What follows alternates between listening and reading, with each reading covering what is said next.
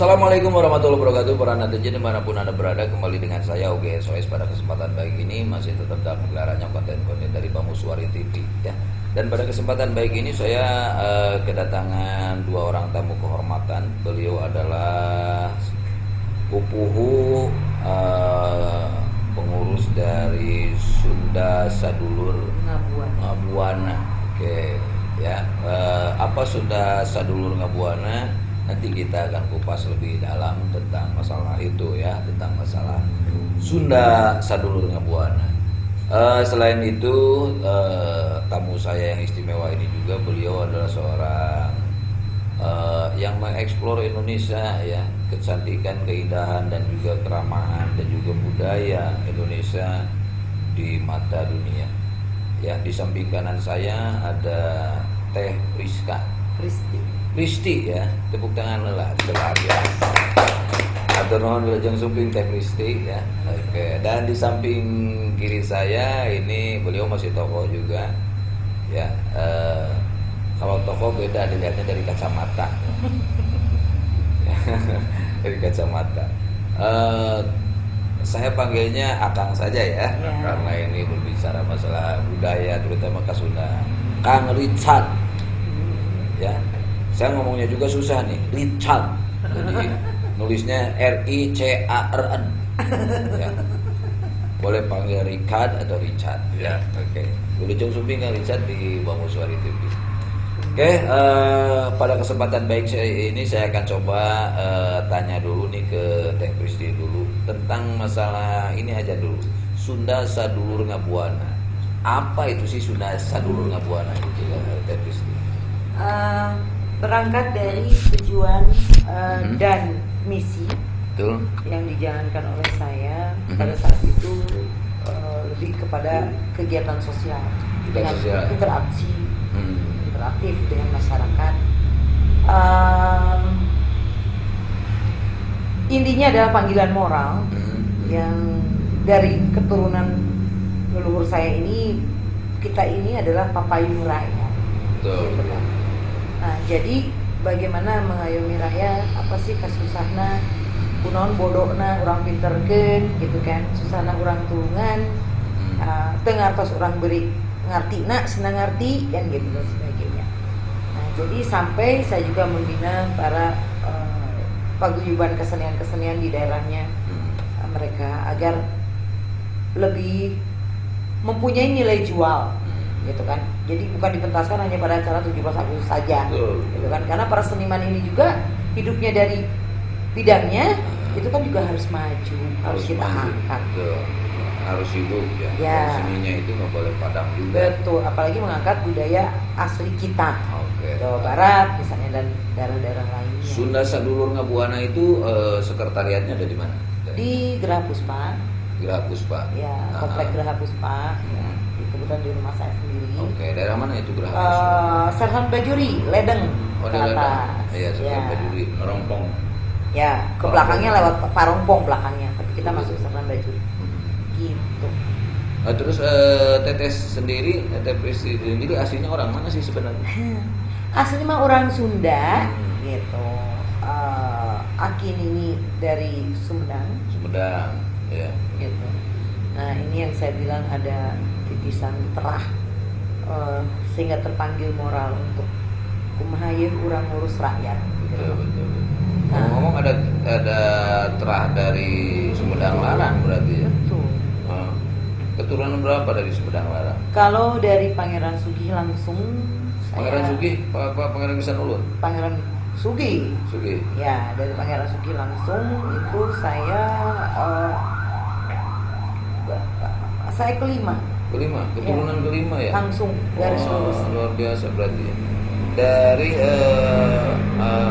Putra Mahkota. Dulu ada Putra Mahkota ya, atau Pramesuri atau? Ya, betul. Kalau saya dari generasi kelima dari istri yang ke-11. Dari istri yang ke-11. Ya. Kalau dulu kan biasanya memang para netizen kaum menak zaman dulu itu bukan suatu tradisi, tapi memang ini untuk politik sebetulnya tujuannya. Betul. Pengikatan. Gitu biasa. Antara daerah lain dengan daerah lain diikat dengan pernikahan. Itu. Jadi dari istri ke-11. Kebetulan istrinya beliau yang ke-11 ini adalah putri dari Sukapura, Kerajaan Sukapura. Pada saat Indonesia belum merdeka kan ada Sukapura Tasik. Iya. Betul. Sukapura itu sampai sini Parakan Muncang kalau nggak salah. Ya, saya tahu. Betul. Batas wilayahnya sekarang Parakan Muncang sudah masuk ke Sumedang. Iya. Jadi sampai ini masuknya ke Cicalengka daerah sini itu masuknya ke Parakan Muncang. Iya. Kalau Kang Richard nih keturunan berapa dari Hamengkubuwono? Hamengkubuwono sampai bukan. Oh, bukan. Dari Raja Kukuk. Saya dari Singamangaraja dong kalau orang Si Singamangaraja. Yeah. Marganya apa? Simanjuntak. Simanjuntak. Oh, kalau saya Sigaranta. Kadang-kadang Siga Basko. Ya. Kadang-kadang itu Siga Nanaon gitu kan. Independen kalau saya mah ya. Siga Baskom. Non partai. Ya, kenapa senang dengan budaya Sunda, Kang Rizal? Karena saya saya ada punya jiwa seni satu ya. Dulu saya di Bandung di 74. Saya kerja di PU. Pekerjaan umum. Urusannya ya ke gunung cari sumber air. Pengairan. Bukan, air bersih. Air bersih. Jadi sejauh barat ini saya udah keliling. PDAM gimana sih? Kita di atas PDAM. Di atas PDAM. Kita yang membentuk PDAM di daerah. Oh, gitu. Jawa Barat ini. Yang ngasih sumber airnya ke Ya.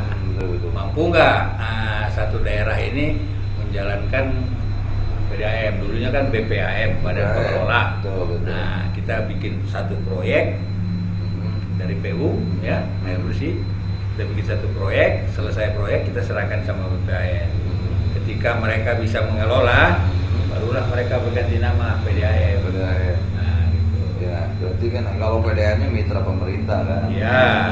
Masih letter merah kan, plat merah ya. Ya. Jadi memang salah satu perusahaan pemerintah. Terus kenapa bisa masuk ke Pemda terjadi? Ke Pemda, saya bukan orang PU kan? Iya, saya orang Bukan pusat. pegawai negeri. Bukan, saya pegawai negeri, tapi Oh, saya tapi PU, kan? pensiun dini saya keluar. Oh, pensiun dini. Iya, Iya. kalau saya pensiun resti kalau saya. Oh iya ya. Ya, karena saya dulu pernah Ketika pacaran dengan otonomi. Resti putus, jadi saya pensiun resti. Ketika otonomi daerah, karena saya itu orang pusat yang diperbantukan di Jawa Barat. Iya. Kantor saya kan Patimura, Jakarta. Hmm. Nah, ketika otonomi saya mengundurkan diri. Iya. Pensiun dini. Ya. Di swasta. Ngelola apa di swasta setelah itu? Ya mulailah saya kerja sendiri, ya mandiri. Gitu. Dalam bidang apa tuh Pak setelah Ya, dari arsitek, ya. Arsitek. Ya, nyala saya bikin rumah, tapi rumah pribadi ya, bukan properti, bukan. Oh, jadi nggak masuk ke pengembang? Nggak masuk. Saya developer, nggak ya? Oke. single fighter lah saya sendiri. Bagus lah. Dulu lulusannya dari mana Pak Faris? Saya dari ITB. ITB? Teknik? Dulu teknik penyihatan. Teknik apa? Teknik penyihatan. Penyihatan? Ya, Yang disehatin itu siapa? itulah Teknik ada. gitu ya. Teknik penyihatan itu hanya untuk untuk kesehatan kita. Oh iya. Nah, dulu nggak laku itu. Jurusan itu dulu nggak. Sekarang yang laku. Sekarang yang laku ya? Sekarang jadi teknik lingkungan. Teknik lingkungan. Nah, sekarang pesan. Oh, dulu teknik penyihatan. Ya, kayak dulu gitu. Ya, janggal sekali ya teknik penyihatan. Makanya saya lari ke Saya air jurusan. bersih dulu. Air bersih. Gitu.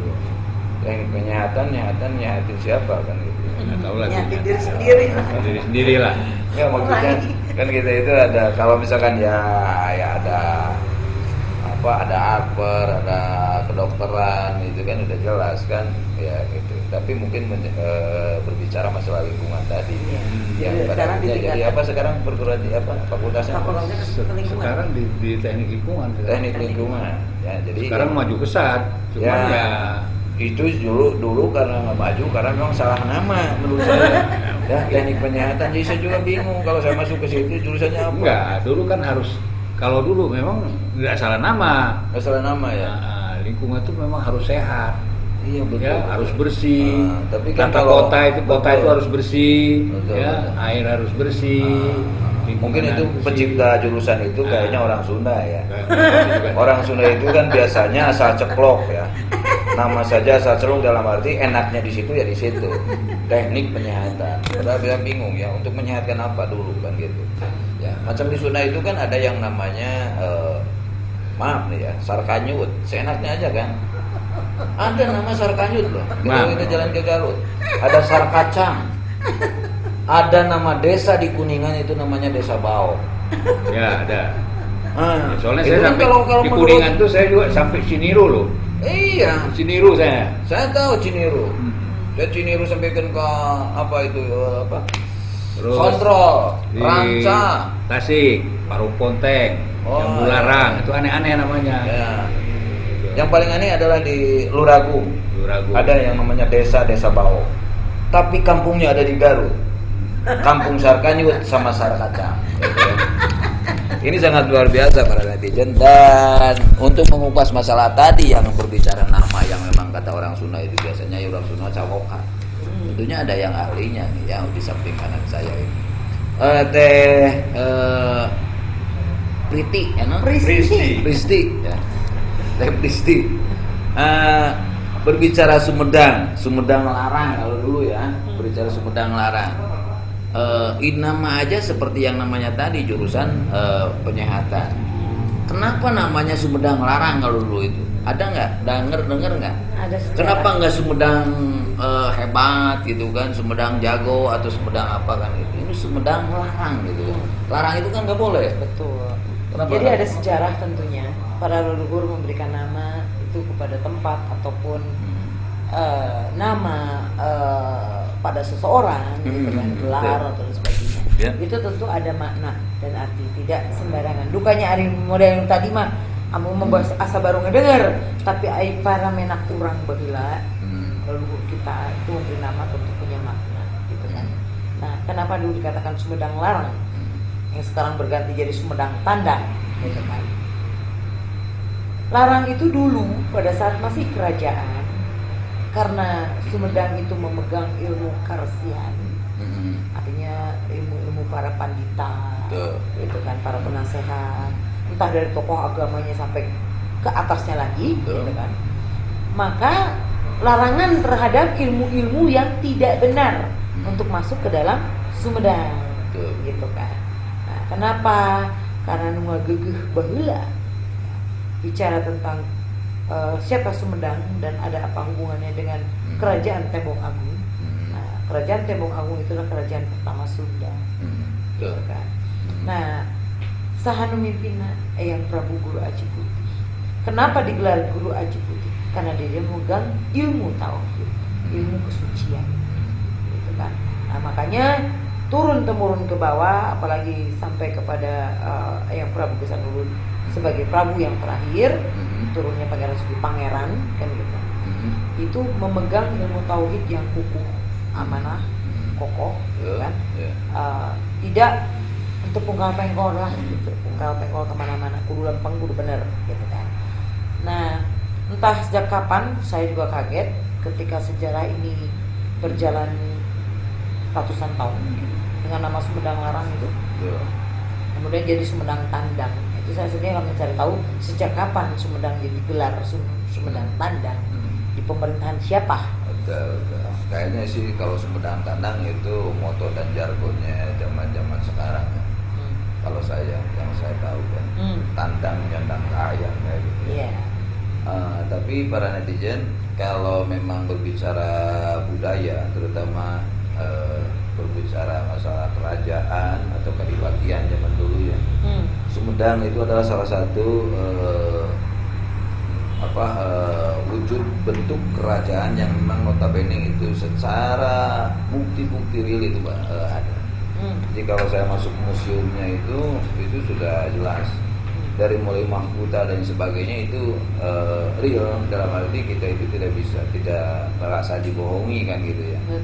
Masyarakat yang mau mengenai Sumedang itu memang sudah ada di situ. Semua dari mulai baju-baju kerajaan zaman dulu itu masih ada. Betul. Ya di Sumedang. Tapi saya juga belum mengerti dan tidak paham Sumedang tidak sehebat yang namanya Cirebon. Betul. Ke apa? Kan Cirebon itu sampai sekarang ada penobatan loh, yang kemarin juga waktu apa yang di demo itu kan, ya Sultan Kesepuhan di demo sama ini katanya itu bukan keturunan asli kan gitu. Tapi yang jelas kalau Cirebon sama Kasepuhan sama Kanoman itu sudah sampai sekarang ini masih tetap dijaga. Ya. Tapi saya belum tahu di Cirebon itu ada yang namanya penobatan Sultan. Kenapa? Gitu. Maksudnya Sumedang. Ya, Sumedang. Ya. Kenapa? Jadi begini, Sumedang adalah kalau orang membicarakan tentang Pajajaran, di mana Pajajaran? Betul. Kan gitu. Kerajaannya yang mana? Itu tidak akan bertemu dengan yang namanya kerajaan Pajajaran. Karena Pajajaran itu adalah sebuah istilah atau sebutan dari masyarakat luas tentunya, bahwa Raja Pajajaran waktu itu yang terkenal adalah Prabu Siliwangi.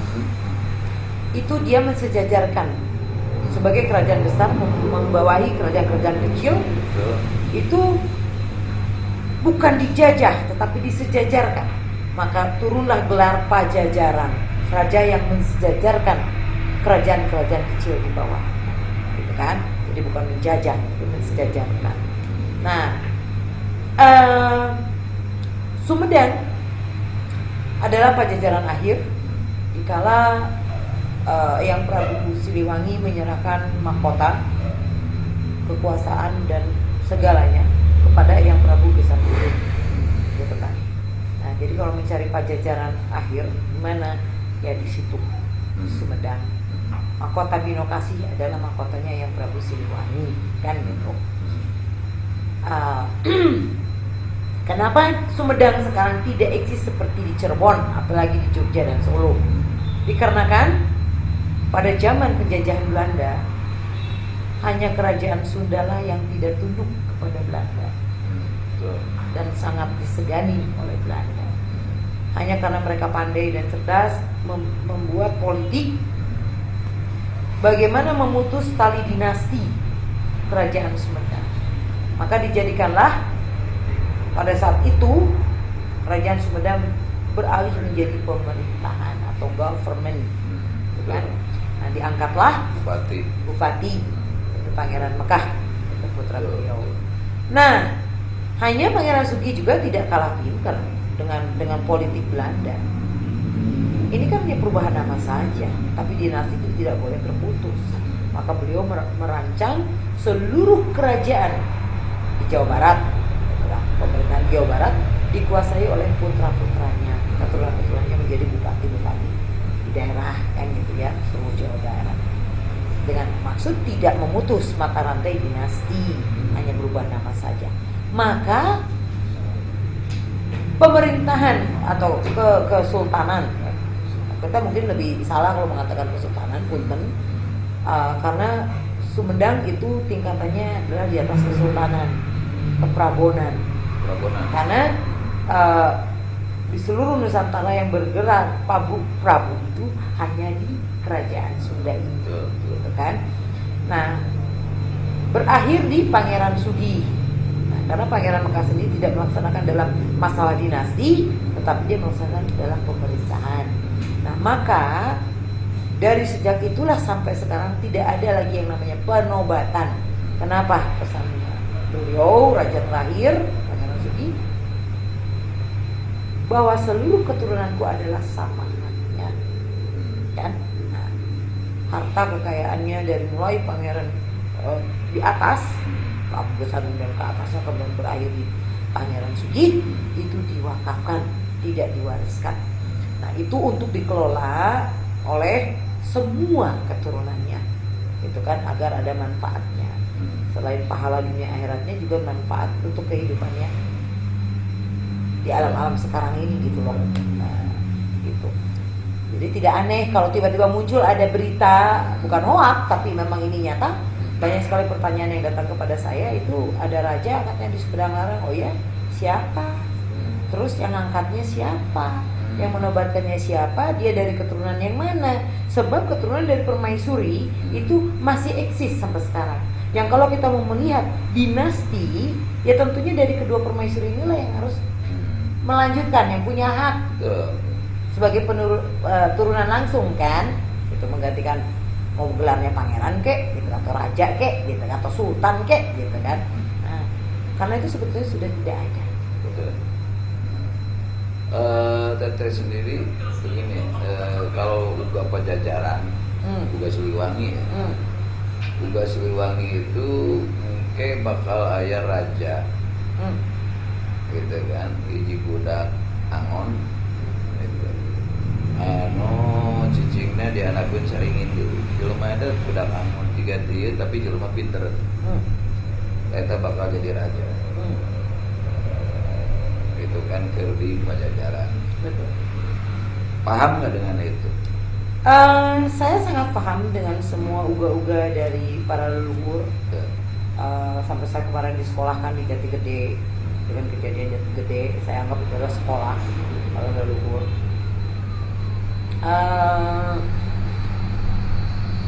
Paguyuban di Jawa Barat khususnya, gitu kan, itu semua berteriak tentang Pajajaran Anyar. Saya bertanya, apa yang kamu ketahui tentang Pajajaran Anyar? Siapa? Bagaimana?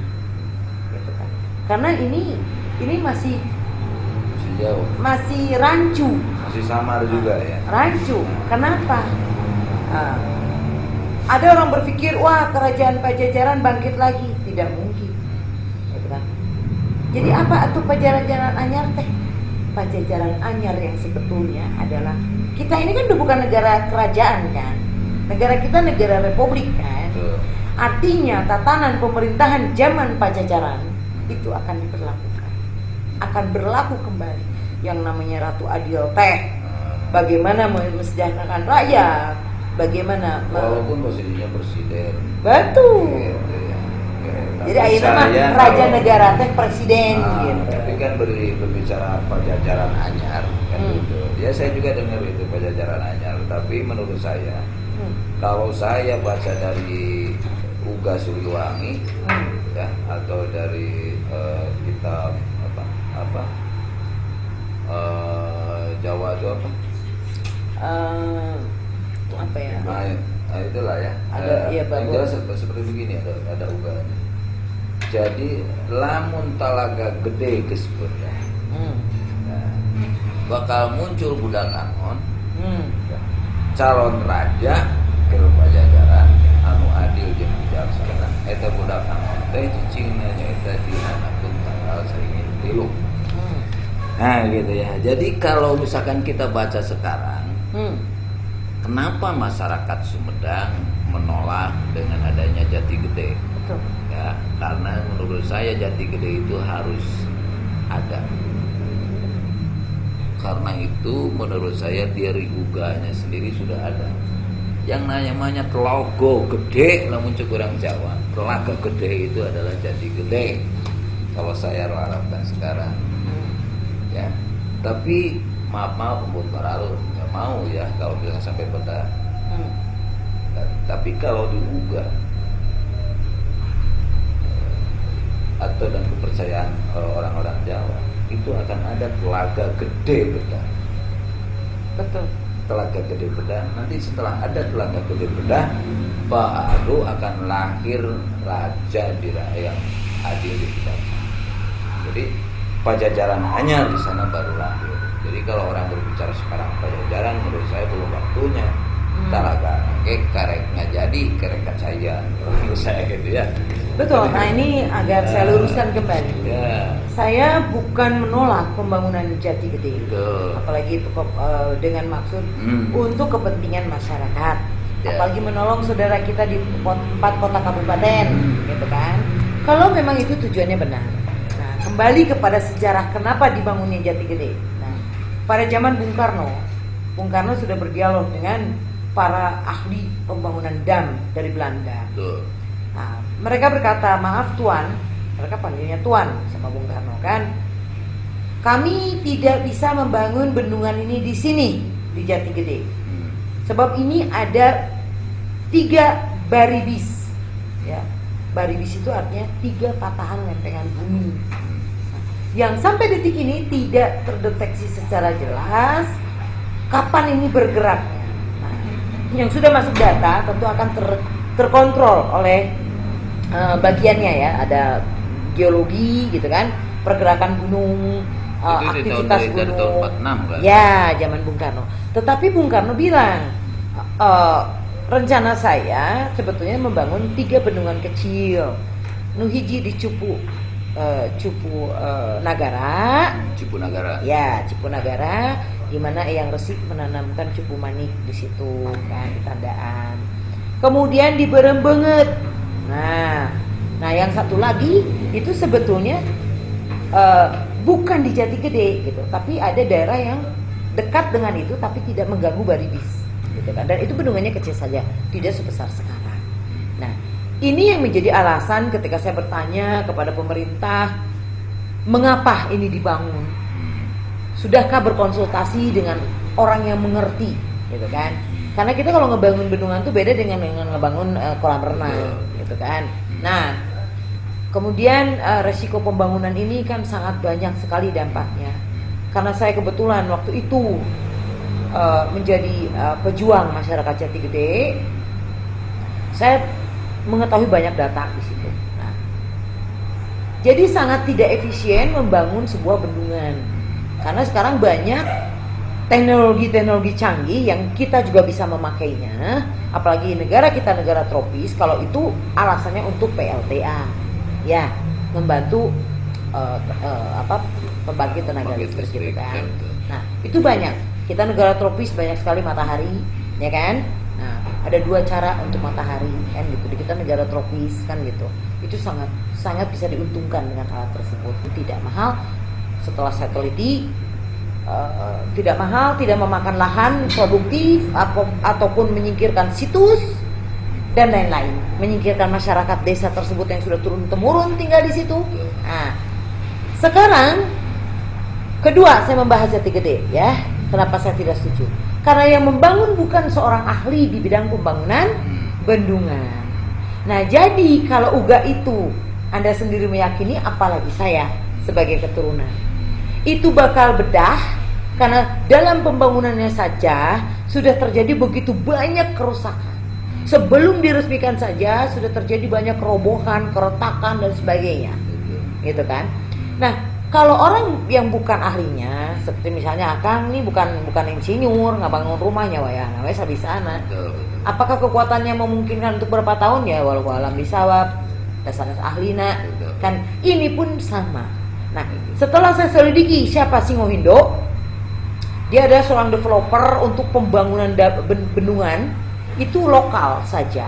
Dia kontraktor bendungan di negaranya saja, bukan kelas internasional. Jadi tidak seharusnya kita mengambil referensi itu. Karena apa? Mereka membangun tahun 2004 di Cina, di negaranya. Tahun 2008 meledak, menghabiskan nyawa lebih dari 2.000 orang mati. Nah, itu bendungan tidak sebesar bendungan Jati Gede. Nah, makanya dalam UGA itu, nah, mungkin Akang sendiri sudah tahu, Talaga Gede teh naon ayeuna tina ieu we atuh. Belum sampai ke UGA sana dulu ya, sekarang aja bukti nyata. Naon sih bendungan Jati Gede? Gede teh maknanya bukan secara kepentingan pemerintah, ya. Bendungan teh bandunganan, ya. Jati Gede teh jati diri bangsa. Bangsa nu mana? Bangsa Sunda khususna nya. Da aya di tanah Pasundan. Ya. Kemudian jati diri bangsa. Gitu loh. Kenapa? Sudah terjadi genosida. Gitu kan? Dan kalau udah saya cukup, saya kira menurut saya. Karena kalau begitu kan percaya bahwa ini takdir kan. Jadi gini Kang, kalau bicara soal takdir, berbicara, betul. Ini harus terjadi. Betul. Dan ini harus terjadi dan buktinya sekarang sudah terjadi. Betul. Dan kalau nanti akan meledak, yang dinamakan Talaga ada Gede, ada riset dari Belanda semacam gitu. Itu ada 3 lempengan bumi yang memang itu berarti kan itu sudah jelas gitu kan. Orang paham saja zaman dulu tidak mau menyentuh itu. Tidak mau menyentuh itu. dan ternyata ini memang harus dilakukan oleh orang-orang yang tidak bertanggung jawab, tidak mengerti. Kalau nggak dilakukan juga, ini berarti kan yang namanya Joyoboyo. Jayabaya. Logo gede bedah, nah baru akan muncul yang namanya Satria Piningit. Betul. Ya, calon raja di adil dan bijaksana. Tapi mudah-mudahan seperti itu, dan mudah-mudahan juga tidak terjadi sesuatu buat semua masyarakat Sunda. Saya berharap, tetapi dengan estimasi menurut pengetahuan dari geologinya, dari banyak referensi yang mempelajari ini benua Jati Gede. Ketika bedahnya ini Jati Gede memang akan membentuk selat. Itu saya langsung dapat petunjuk dari saya sendiri, akan menjadi selat. Nah, di mana Sumedang menjadi Nagara Sagara, gitu. Bakal muncul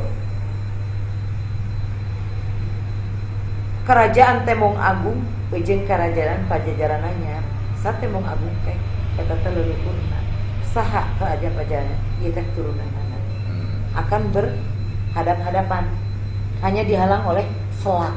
Nah, bedahnya ini akan menghilangkan saudara-saudara kita di 4 kota kabupaten aya di Ugana. Karena aya urang maca uga teh kedah bisa selesainya gitu.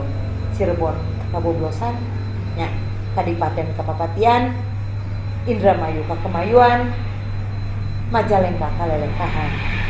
Nah, ini prediksi dari ilmu yang dipelajari oleh kita nih di universitas apa dan sebagainya. Kalau ini bedah jelas akan menghilangkan 4 kota kabupaten. Saya udah kaji secara pribadi itu dulu dengan teman-teman ya, Pak Richard. Dari buku itu ya? Enggak dari buku. Saya ngobrol saja. Ya, yang baca bukunya sih satu orang. Iya. Kalau saya sih nggak pernah baca buku itu, ya, tapi saya tahu juga itu. Yang jelas ya memang seperti itu. Dan saat itu belum dibendung. Belum. Saya ngobrol itu belum diakhiri. Betul. Benar. Tapi ini yakin bakal terjadi yang namanya Jati Gede. Dan ada akhir. Betul. Oke, mudah-mudahan ini adalah sesuatu yang baik buat kita semua. Satu lagi yang akan saya pertanyakan buat itu berbicara masalah Sumedang ya. Dan ternyata kenapa nggak ada tradisi pewarisan tahta, karena memang Sunda itu salah satu kerajaan dari dulu juga yang memandangul kepada kaum penjajah, melawan lah ya. Jadi memang kadang-kadang ya diadu domba, kadang-kadang juga dipecah belah, dan sehingga memang mata rantainya juga diputus. Tapi mudah-mudahan ini menjadi satu hikmah dan barokah buat terutama wabil khusus keturunan Sumedang, Sumedang Larang. Oke, para netizen yang saya akan ini juga Pristi. Ya, Pristi ini beliau juga banyak mengangkat seni budaya Sunda ke luar negeri. Salah satunya beliau kemarin membawa nama baik Indonesia di luar negeri dengan salah satu festival yang biasa kita gelar di daerah Pangandaran, di Bali dan lain sebagainya, ya, yaitu festival layang-layang. Di mana itu kemarin? Kebetulan kita kemarin diundang oleh organizer dari BER. BER itu terletak di Prancis Utara. Prancis Utara. Ya, itu daerahnya dingin memang. Di situ banyak wanita, banyak cewek. Oh, banyak. Sekali. Kebetulan BER itu salah satu daftar dari penggelar festival-festival besar di Prancis, selain Dieppe dan lain-lain, gitu kan. Martel juga ada. Nah, tahun 2018 kita diundang ke sana. Kami bertemu di Bali, di Festival Bali, ketemu dengan organizer tersebut, ngobrol dengan saya undang kamu, siapkan data dan profil segala macam. Akhirnya kita diundang dan kita berangkat dengan membawa ikon layang-layang Indonesia. Berapa layang-layang yang di? Kita bawa 3 kategori, layang-layang balon. Itu panjangnya 18 meter lebih, yang kalau diisi angin itu sekitar lebih dari 500 kilo beratnya.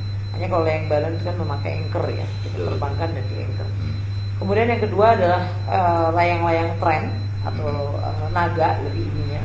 Jadi kepalanya naga, belakang badannya itu 100 meternya itu layang-layang.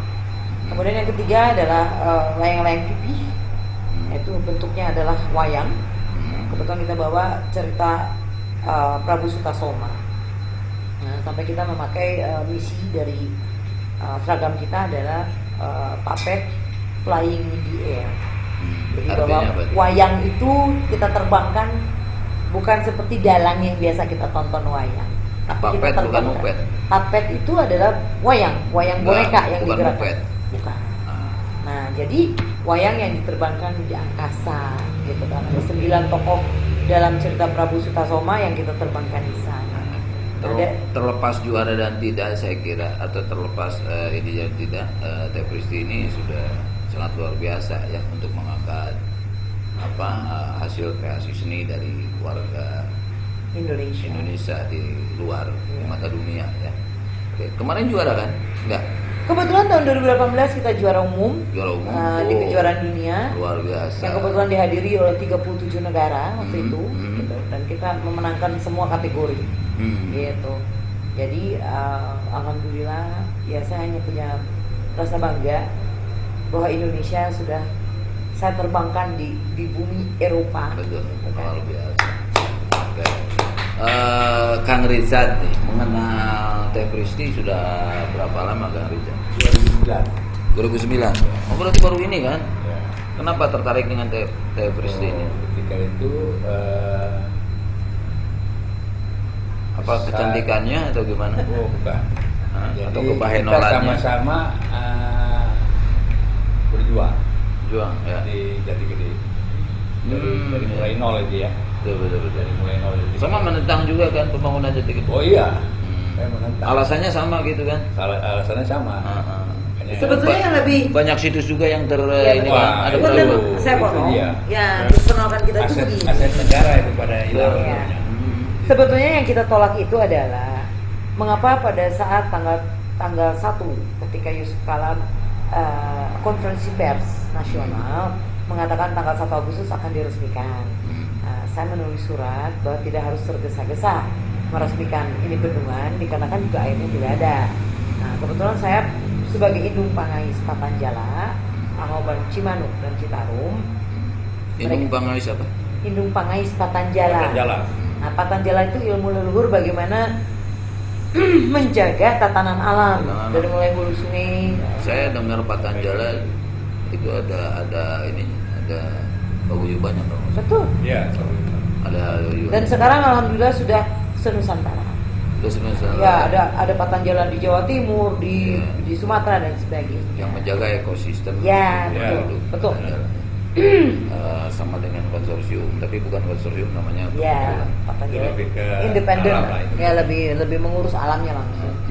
Yang Parija tahu nih tentang Teh Pristi ini, seperti apa sih semangatnya Parija? Semangatnya itu dia berapi-api. Berapi-api ya. Api-api pura-pura atau gimana? Benar-benar. Bukan apinya sudah. Jiwanya itu jiwa sosial 100%. Sosial satu ya. Enggak ekstrim tapi kan. Enggak. Kita itu Ekstrimnya tujuannya kan ada. Betul. Rakyat ya, supaya rakyat itu bisa lebih maju. Luar biasa ya. Oke. Maka dari itu Kang Rizat tertarik untuk Ya. bergabung gawe bareng bersama dengan Teh Pristi. Ya. Oke. Luar biasa. Dan tahu nggak kalau Teh Pristi ini adalah seorang ratu? Oh, saya Raden kalau jemaah di Kegedean mah. kalau dari silsilah saya tahu. Karena saya juga diundang. Pertama ketemu nyembah nggak? Oh enggak. Oh enggak. Ya. Enggak nyembah. Enggak nyembah. Ya. Tidak diperlakukan seperti itu. Jadi dari awal itu saya jalan berdua terus kemana-mana, nggak ada kenal malam, nggak ada kenal siang.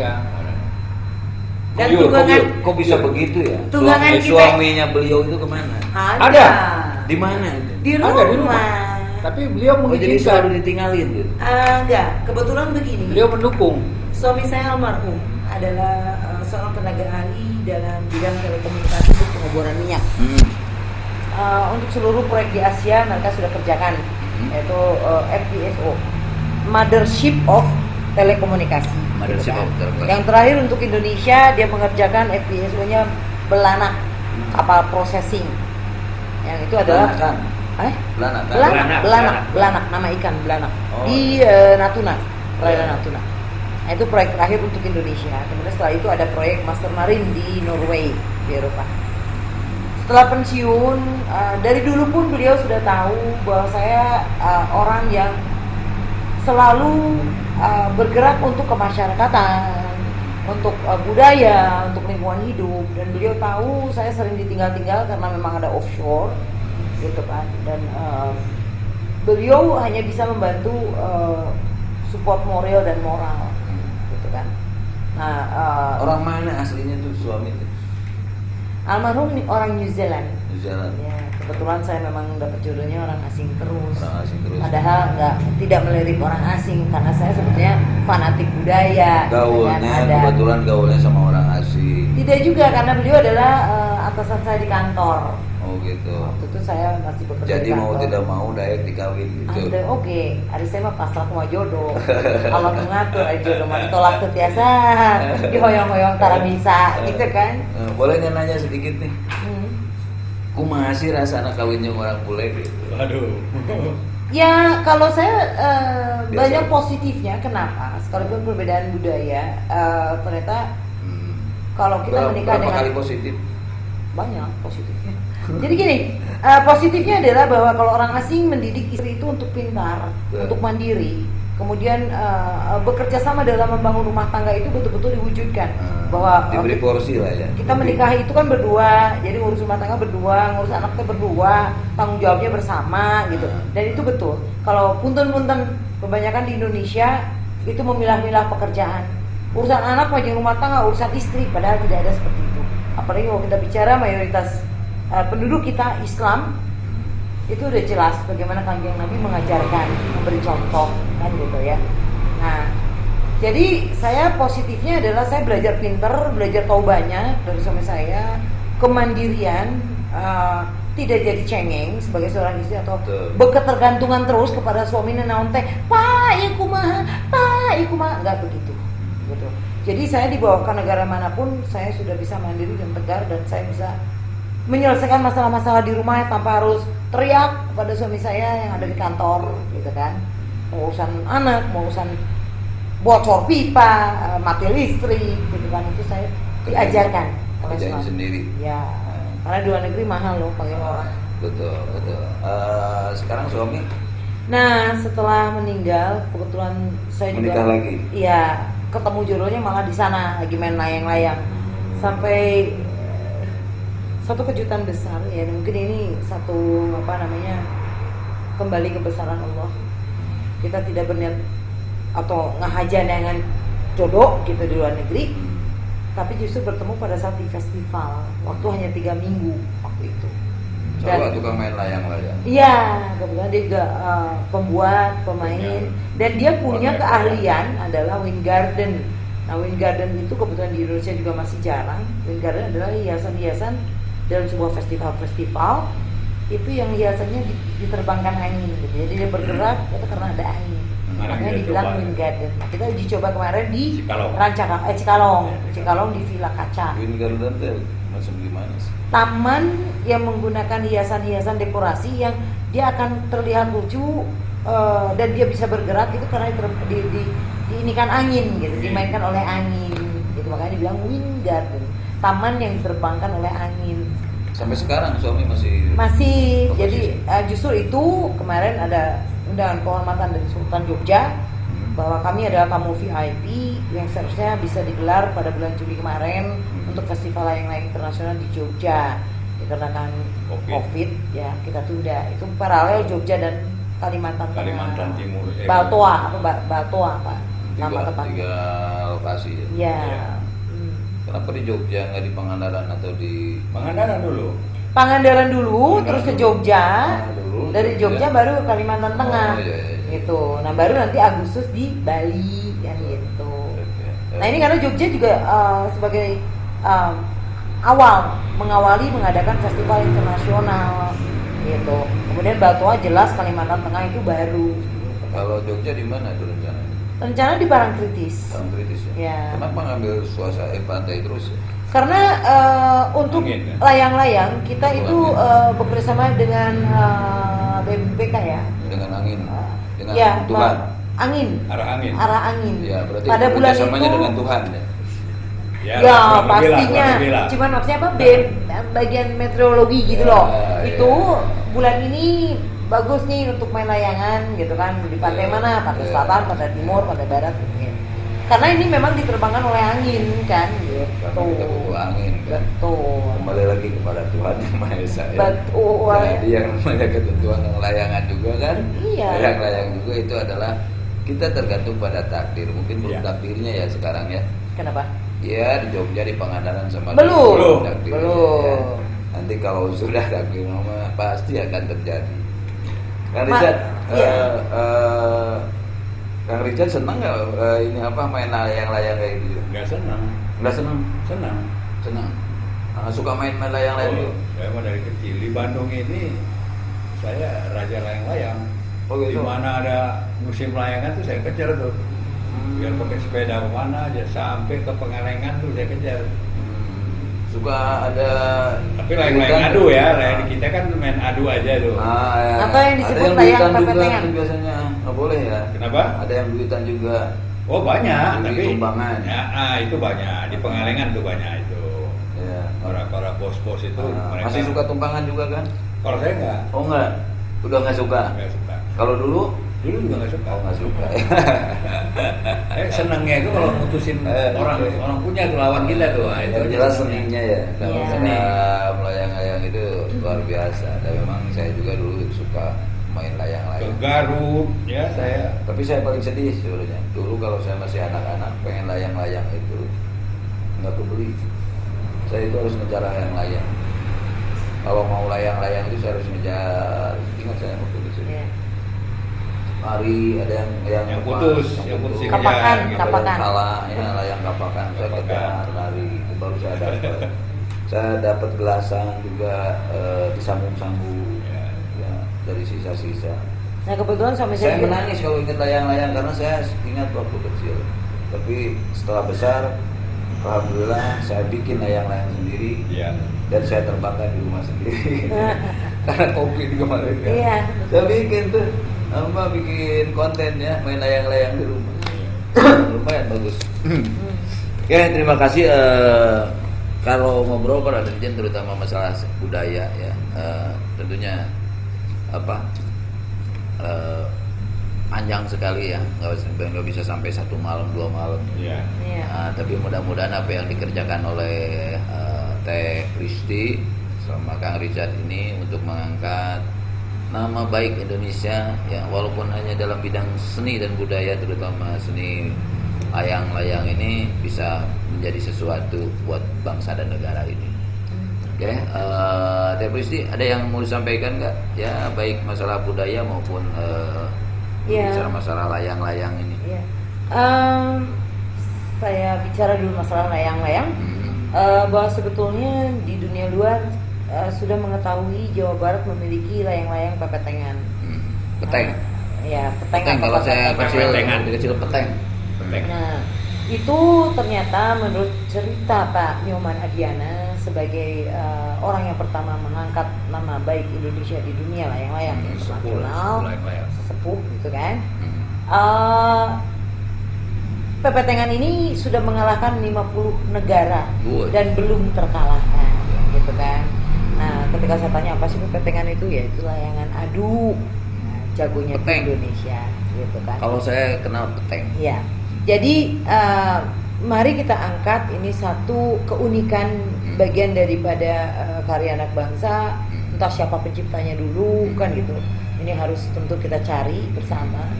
Mengapa tidak kita pelihara dan kita kembangkan menjadi ajang internasional, gitu.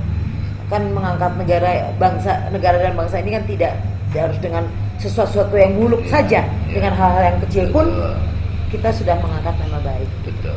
Kedua, saya hanya berpesan sebagai Yayasan Sunda Sadulur.